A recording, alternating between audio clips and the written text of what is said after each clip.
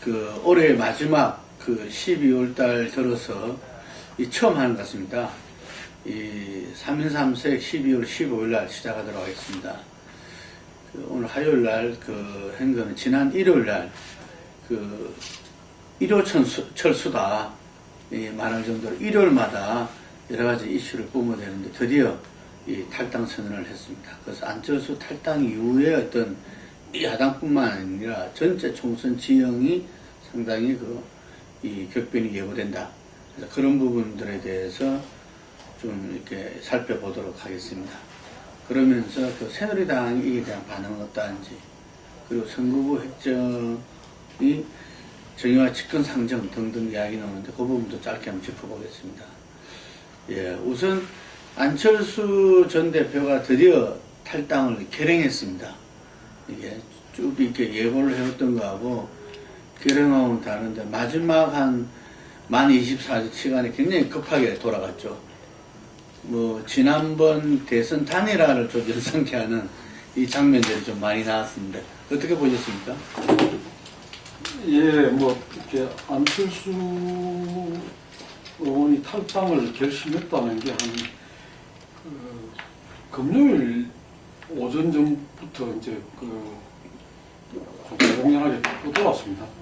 많이 돌고 그러면서 이제 움직임이 좀 급박해지기 시작을 했죠. 그래가지고 이 탈당을 막아야 된다 하는 게 이제 그 문재인 의원이나 주류 측에서도 있었고 또 비주류 측에서도 일단은 이제 탈당을 좀 저지를 하고 그 다음에 이제 공동 모색을 하는 쪽으로 생각을 하고 아마 그 점에서는 일단 탈당 발표하는 걸 좀 연기시키자 내지는 보류시키자 하는 거에서는 이게 주류 비주류 공익극을 했던 것 같아요. 그래서 여러 가지 움직임이 있었고 또 각 구당 모임 그 다음에 뭐 통합행동 그 다음에 또 뭐 이렇게 중진들 그 다음에 이렇게 뭐 마지막에는 의총까지 하는 뭐 이런 그게 이어지면서 탈당을 만류하는 그런 움직임들이 있었고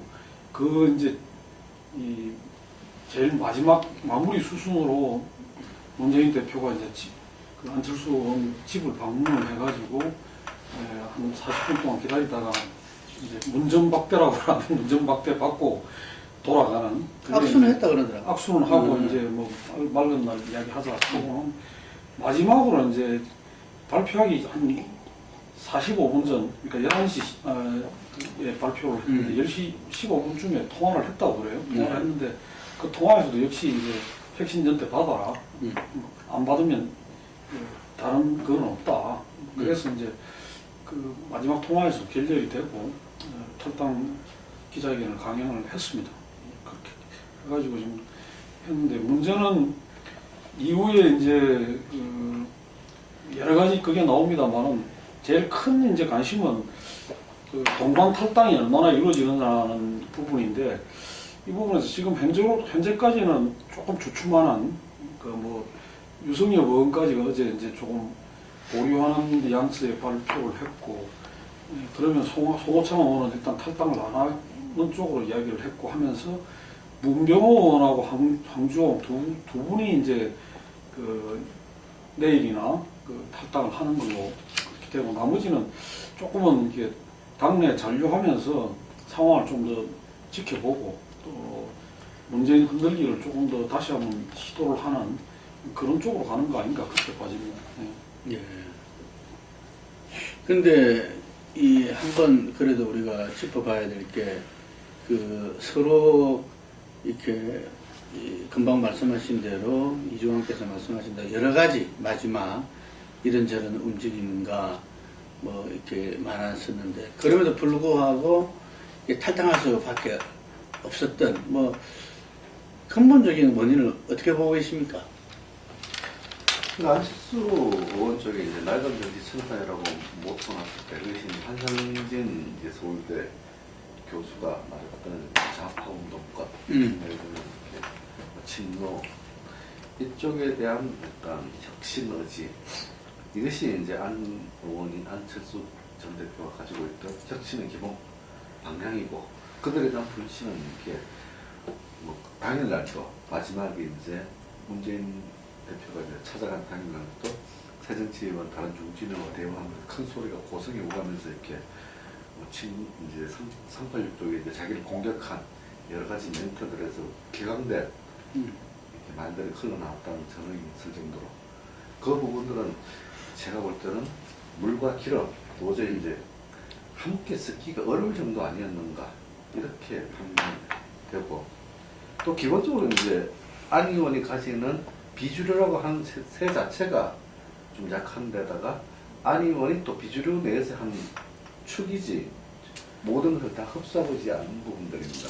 그러니까 안 의원이 이제 문 대표를 퇴진시킬 때 사실은 안 의원의 포지션은 이제 쉐어는 플러스 알파 쉐어입니다. 이제 새정치연합으로 봤을 때는 이렇게 이제 서로가 플러스 알파 쉐어로 전체를 다 달라 이런 식의 요구까지 하는 배경, 자신도 굉장히 무리한 요구라고 판단을 함에도 이렇게 한 것은 정의는 함께할 수 없다 이런 생각들이 깔려 있었던 걸로 보여지는 부분이 있습니다.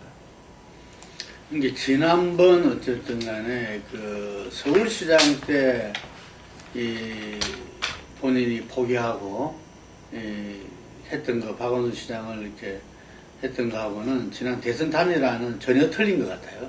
정말 그때는 자기가 판단해서 자의로서 이렇게 그렇게 한 반면에 지난 대선 때는 좀 떠밀려서 했다. 그리고 본인은 그 대선 때 자기가 사퇴하면서 단일화된 부분들을 상당히 이렇게 좀 상처로서 트라우마로 갖고 있는 이런 것이 그 이후에 이렇게 어느 정도 그 시절의 이야기 속에서 이렇게 짚어졌는데 이제 그런 가운데서 그때 받았던 그 트라우마가 이번에 혁신에서 3원칙 중에서 가장 첫 번째로 낡은 진보 청산 아마 그때 문재인 후보의 세력을 두텁게 형성하고 있는 게 낡은 진보다 그 이유도 이렇게 보고 있지 않나 이런 생각이 들거든요. 그래서 그 부분들에 대해서 아마 이거는 새누리당 프레임에 말려드는 거다. 이 부분에 굉장히 개강했다고 그러는데 사실은 현재 야당, 제1야당, 새정치연합 내에서도 정체성 강하냐, 예를 들면은, 아니면은 중도 확장이냐, 이거는 끊임없이 이전에 열린우리당 창당부터 있어 왔던 문제 제기 아니겠습니까?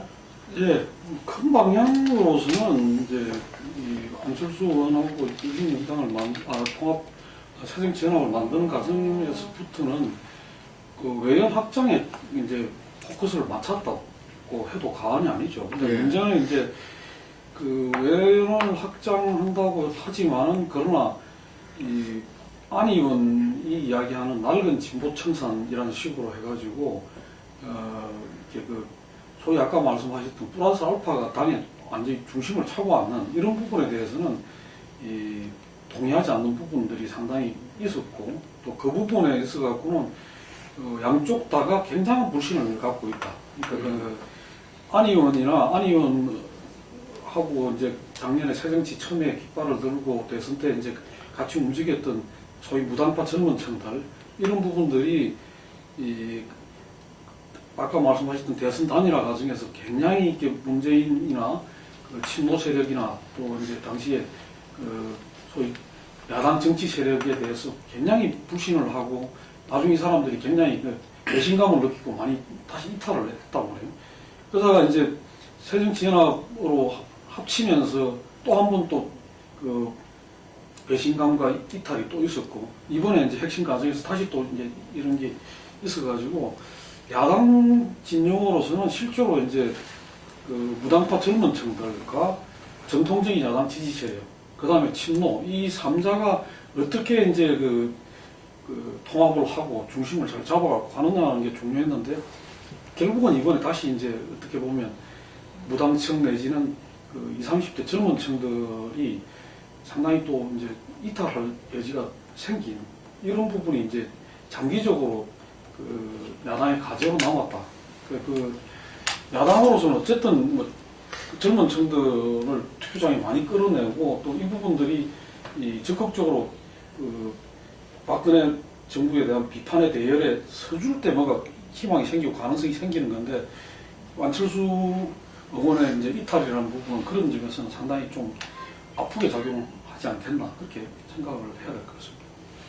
근데 이제 이게 어떤 면에서는 손학규 전 대표가 예를 들면 본인이 그 경륜과 이렇게 기본적인 그 운동권 출신이다 보니까 이 극명하게 안 드러나서 그렇지 역시 손학규 대표도 뭐 맨 처음에 캐치프레이즈가 잃어버린 600만 표를 되찾겠습니다 이런 것처럼 예를 들면 플러스 중도 확장의 어떤 아이콘으로서 했잖아요. 했는데 결국 경선에서 계속 잇따라 그 패배하고 나서 지난 그 재보선에 의해서 정기 은퇴를 선언하고 지금 직거하고 계시는데 좀 계속 이것이 이어져 오는 문제인데 예를 들면은 당이 중심이 오히려 확실하면은 이 확장이라든지 이런 부분들에 대해서도 보다 탄력성 있게 할 건데 어떤 면에서 당의 중심이 제대로 안 돼 있기 때문에 자꾸 이런 이 사람들이 떠나고 뭐 하는 문제가 되지 않을까요? 그런 점에서는 네.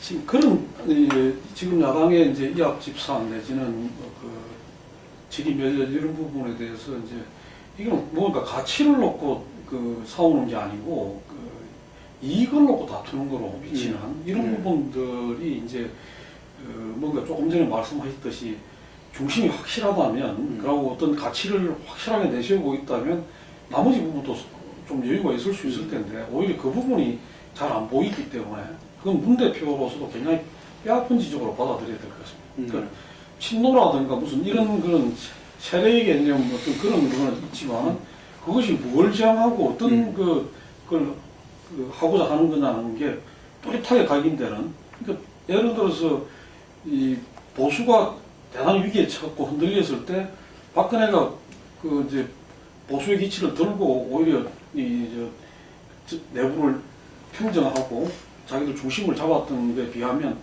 진보에서는 그런 것이 잘 안 되고 있다는 거죠. 그런 점에서는 조금 전에 말씀하셨듯이 외연을 확장하기 위해서라도 그 이번 과정에서 뭔가 좀 제대로 된 어떤 가치를 내세우고 그 가치를 걸고 이렇게 좀 그 중심을 잡아가는 그런 게 필요한 시점이 아닌가 그렇게 봐집니다. 예. 서로의 그 차이를 명확하게 보이는 것도 상당히 중요할 수 있을 것 같아요. 이렇게 그 다루면서 함께 나갈 수 있는 뭐 이런 부분들이 지금 야권에 필요한 시점이 아닌가 이래 보이는데 결국은 이거는 이 총선 전 이렇게 같이 갈 건지 총선 때까지는 다르게 가고 그 이후에 이제 이 통합을 할 건지 이런 부분에서 어쨌든 실제 정치 일선에 있는 분들은 총선 전 통합을 그 현실적으로 택할 수밖에 없는데 아주 그것도 험난할 것 같아요. 지난번에 야권 연장은 전혀 다른 차원이 될 것 같은데. 기본적으로 새정치연합은 이렇게 현재 주류 비주류라고 표현되어 있는데 주류가 친노고 비주류가 이렇게 호남과 이렇게 쭉 있다고 하는데 이런 분류는 사실 주류 비주류 그렇게 분류하는데 새정치 중심은 호남이고 호남이 흔들리면 모든 게 흔들리는 상황인데 호남 내에서 흔들리고 있기 때문에 현재 상황이 지속되고 있다. 그러니까 기본적으로 박지원 의원이라든가 전정비 의원이라든가 호남 내에서 정리가 안 되는 상황은 바깥에서 아무리 정리를 하려고 쉽지 않다. 이것이 이제 새정치의 본질적인 문제입니다. 리더십의 문제고. 그럼 그건 반대로 새정치당은 영남이라고 하는 것이 굉장히 안정화되어 있기 때문에 이런 문제가 드러나지 않는 것입니다. 반면에 연합을 끊임없이 추구해야 할 호남은 이게 다른 이런 양상들이 반복적으로 있어 왔다는 부분들이거든요. 그런 부분들을 좀 유의해 보시면서 이렇게 향후 4개월 앞으로 호남이 정리가 되면은 현재 판도 정리가 된다. 어떤 식으로 정리될 수밖에 없는 구조다. 현재는 새정치연합이 약 40%에서 50% 사이, 나머지가 쭉 해서 이렇게 분열되어 있기 때문에 현재에서는 이것이 이제 호남이 7대3 정도로 정리가 되는 순간 모든 것이 수도권을 비롯해 전체가 다 같이 판이 정리가 되는 그런 상황으로 갈 것으로 이렇게 보면 될 것 같습니다. 그런 면에서 본다면은 좀 총선 전에는 통합은 상당히 어려울 수 있겠네요. 왜냐하면은 지금 이 천정배 신당이든 어쨌든 새로운 신당이 기치를 내본 부분 같은 경우는 수도권의 인물란이라든지 여러 가지 면에서 좀 이렇게 선거 연대를 택할 수 있을지 몰라도 호남에서는 지금 이제 이 야당 내 경쟁을 갖다 전부 다 이렇게 현실적으로 받아들이는 이런 분위기 속에서 지금 판이 짜지고 있는 걸로 저는 듣고 있는데. 그런 점에서 저도 이제 그 정부장 그 생각하고 좀 다른데요. 그러니까 문제는 뭐냐면 호남이 정리되면 야권판이 다 정리가 될 거다 이제 그런 그 말씀하시는 전에도 이제 그런 말씀을 내가 하신 걸 들었는데 지금 상황은 좀 다르다. 다른 게 뭐냐면 결국은 호남은 이번 그 과정에서 지금 그 새정치연합의 그 호남 의원들 그래서 그분들이 개인적으로 주류든 비주류든 상관이 없다고 봅니다. 주로는 비주류가 많죠. 많지만은 이분들이 이 호남 정치를 대변하거나 호남 그 지역 유권자들에게 그걸 부응하고 있느냐 전혀 부응을 못 하고 있어요. 그 점에서는 이 당을 떠나갖고 현역들에 대한 물갈이 욕구 그 다음에 어떤 그런 바뀌어야 된다는 그런 부분은 굉장히 높다고 봐집니다. 특히 광주가 더 높고 전남, 중북도 일정한 흐름이 있다고 보는데 그런 점에서는 이걸 그 새정치연합이 공천개혁을 잘 해갖고 호남에서 새로운 인물을 많이 내느냐 아니면 밖으로 나가 있는 쪽에서 더 좋은 인물이 있느냐 하는 거는 경쟁이 이루어질 수밖에 없다. 문제는 이제 수도권인데 수도권에서 결국은 이제 이 나뉘어가지고 선거를 하는 것이 진짜로 그렇게 절망적인가 아니면 이제 나뉘어갖고 하더라도 야권이 경쟁을 하더라도 그렇게 꼭 비관적일 필요는 없다. 그런 이야기도 있거든요.